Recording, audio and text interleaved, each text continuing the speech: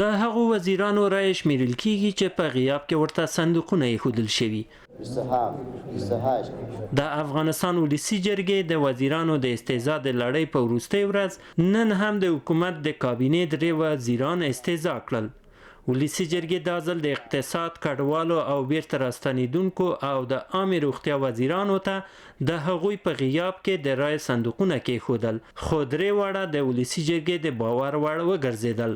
اگر قرار باشه که معیار له 80% څخه د زیاتې بودیجې نه مصرفول وو، نن 3 واړو وزیرانو خپل بودیجه مصرف کړې نه و.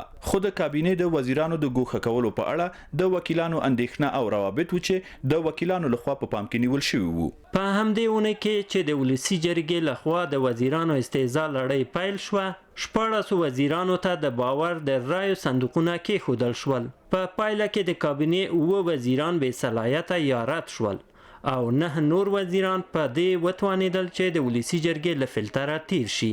په پایله کې حکومت غبرګون وښود او د وزیرانو استعزا یې ونه منله او د دې مسلې د روښانولو لپاره یې د سترې محکمې لمن ته لاس واچاوه.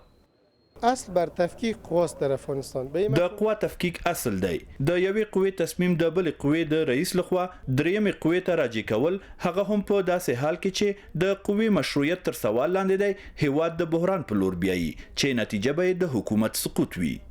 تر اوسه معلومه نه ده چې د قضایه قوې رایې به د مقننه قوې په ګټه وي او که د اجرایه قوې. خو که ستره محکمه هم د ولسي جرګې پریکړه رد کړي، د وکیلانو وروستۍ پریکړه به څه وي؟ سترې محکمې دا کار وکړ، بیا د اساسي قانون په 120مه ماده کې داسې څه لرو چې ورنه به کار واخلو. یعنی کله چې قاضیانو ته رایه ورکوو، که هغوی د قانون خلاف عمل وکړ، بیا موږ کولی شو چې د 1/3 په وړاندیز او د 2/3 په تایید هغوی له کاره ګوښه کړو.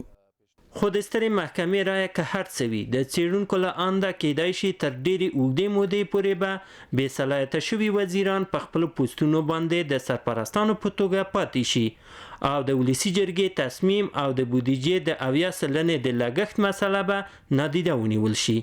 هدایت الله نوري، د امریکا غږ آشنا تلویزیون، کابل.